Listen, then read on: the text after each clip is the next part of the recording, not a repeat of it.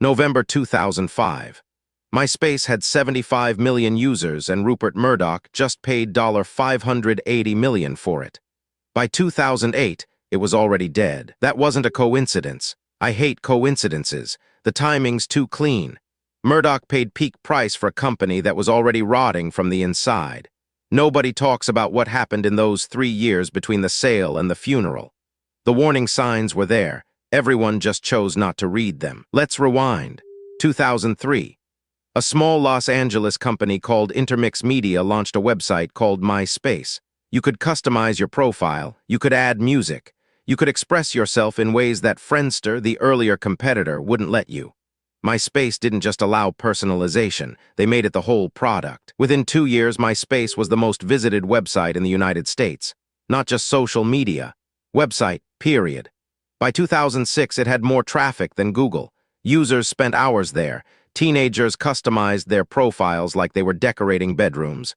Musicians posted songs. Bands got discovered. It felt revolutionary. But here's what the founders, Tom Anderson, Chris DeWolf, and their team didn't understand. They'd built a platform, not a moat. They'd made something people loved. They hadn't made something people needed. And they hadn't built anything defensible. February 2004. A Harvard kid named Mark Zuckerberg launched the Facebook from his dorm. It was closed.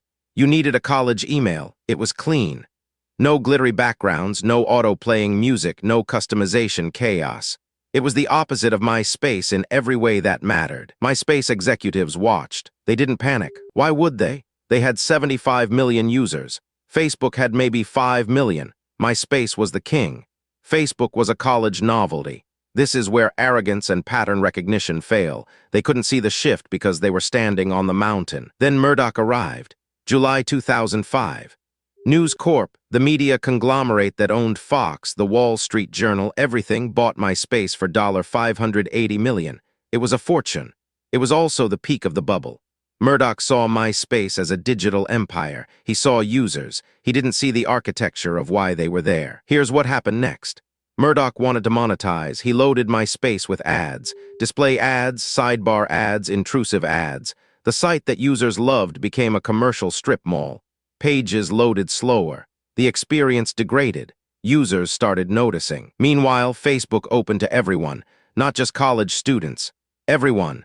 And when it did, something happened that MySpace leadership didn't anticipate. People actually preferred a simpler, cleaner experience. They preferred real names over pseudonyms. They preferred their actual friends over customizable profiles. The migration was quiet but total. It wasn't a crash. It was a slow bleed. By 2008, Facebook had 100 million users. MySpace still had users, but they weren't growing, and growth is oxygen in tech. Without it, everything suffocates. The real killer, MySpace couldn't pivot. They'd optimized for one vision, customization and self-expression. Facebook optimized for something simpler, connection.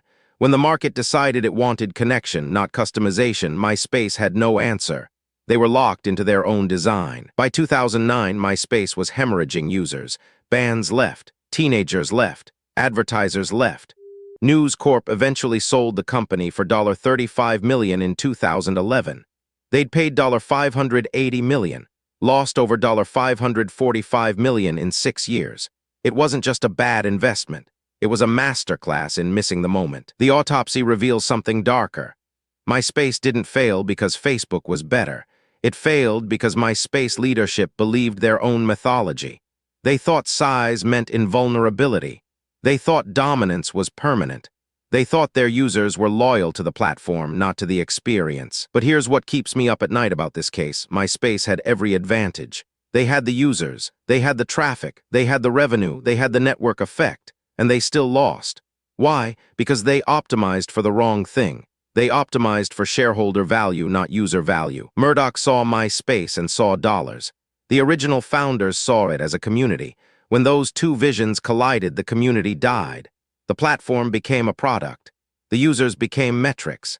And the moment you stop serving your users and start serving your investors, you're already dead. You just don't know it yet. Facebook didn't kill MySpace. MySpace killed MySpace. They had the blueprint. They had the users. They just forgot why anyone cared in the first place. And by the time they remembered, it was too late. The network had already left. This pattern repeats. The platform that dominates always thinks it's permanent, and it never is. Twitter learned it. Snapchat's learning it. TikTok will learn it. The only constant is change. And the companies that survive are the ones that remember you're not protecting a platform, you're serving people. The moment you forget that distinction, you're already on borrowed time. Subscribe, there's a new case of tech hubris waiting every week.